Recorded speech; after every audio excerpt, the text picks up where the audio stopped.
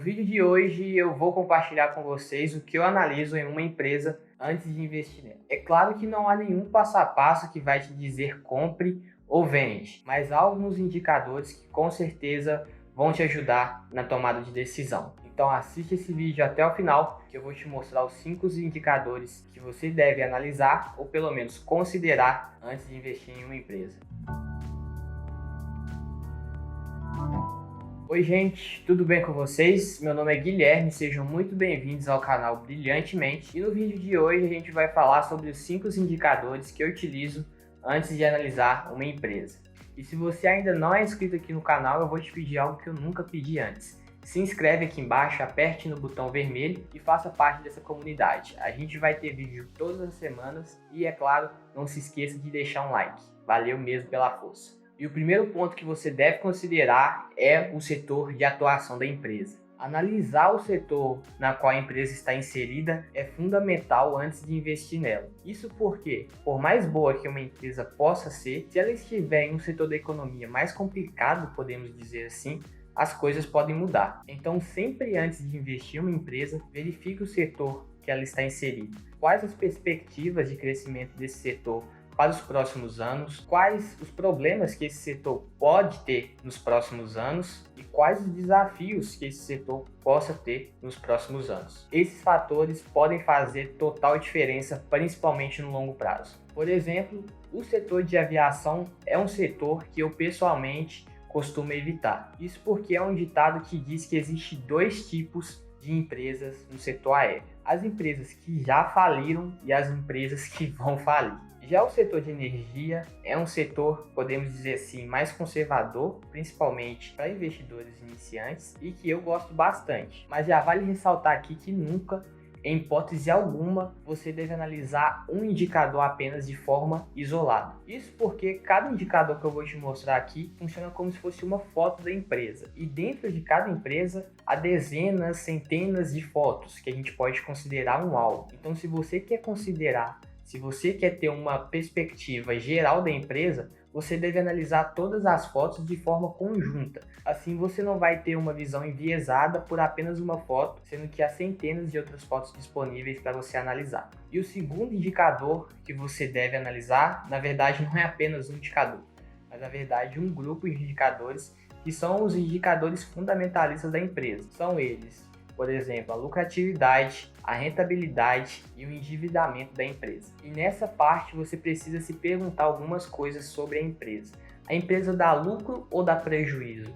Essa empresa é muito endividada ou tem um baixo endividamento? E você pode responder essas perguntas, como por exemplo com o indicador de lucratividade, que vai te dizer quanto de lucro ou quanto de prejuízo a empresa teve ao longo de um período. Já o indicador de rentabilidade, ele vai te dizer quanto de valor a empresa está conseguindo gerar para os sócios, ou seja, as pessoas que colocaram dinheiro na empresa, que são eles o retorno sobre o patrimônio líquido e o retorno sobre o investimento total da empresa. Mas basicamente você pega o quanto de lucro ou prejuízo a empresa gerou no ano anterior, que é o indicador de lucratividade que eu acabei de falar, e divide sobre ou o patrimônio líquido ou sobre o ativo total. Assim você vai ver o quanto de retorno a empresa conseguiu gerar para os acionistas. E por último, temos o indicador de endividamento. Com ele você vai saber se a empresa está muito alavancada ou pouco alavancada. Isso porque quanto mais dívida a empresa tem, maior será a alavancagem dela. Então, se uma empresa tem muita dívida, isso significa que ela é muito alavancada,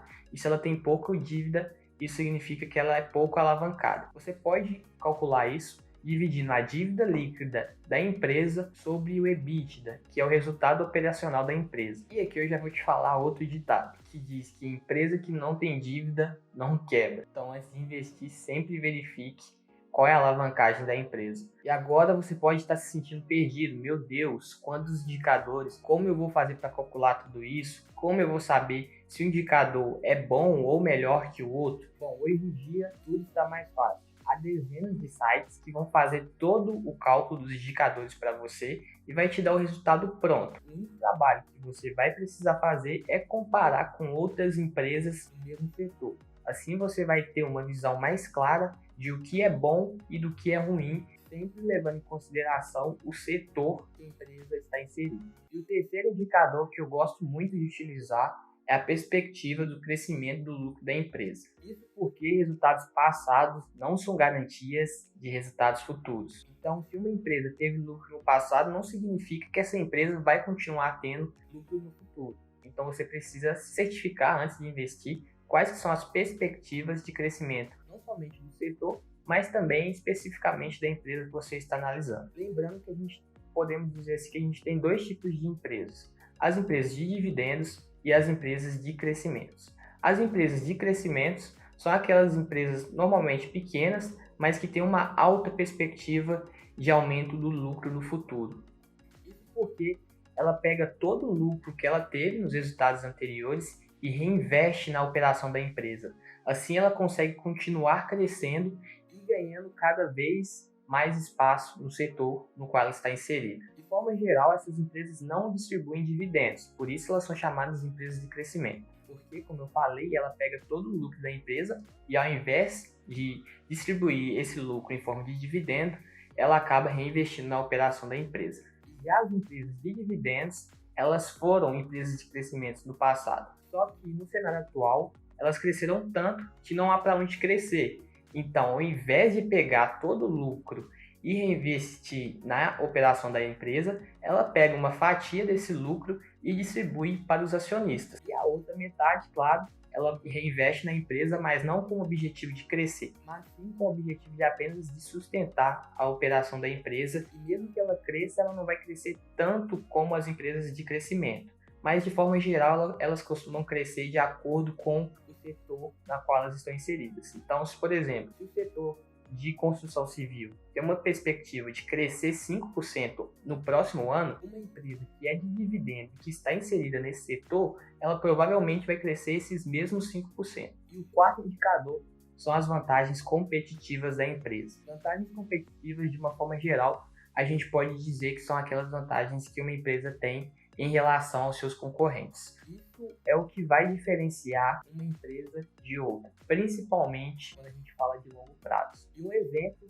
de uma vantagem competitiva é o poder de barganha com os clientes. Isso porque, quanto mais diferenciado um produto de uma empresa ser da outra, mais poder de negociação essa empresa vai ter, porque ela consegue agregar valor em um produto. Como é o caso da Apple, por exemplo, que consegue entregar um produto totalmente diferenciado dos demais disponíveis no mercado, e com isso ela consegue ter uma margem maior, ela consegue lucrar mais com a unidade de cada, por exemplo, iPhone vendido, justamente por ela conseguir agregar valor no celular. E isso aí, gente, esse foi o vídeo de hoje. Hoje você viu que você deve analisar a área de atuação da empresa, os fundamentos da empresa, se a empresa é lucrativa ou não, quais as perspectivas de crescimento da empresa para o futuro, a importância de uma empresa ter vantagens competitivas e, é claro, se a empresa tem uma boa governança. Se esse vídeo te ajudou de alguma forma,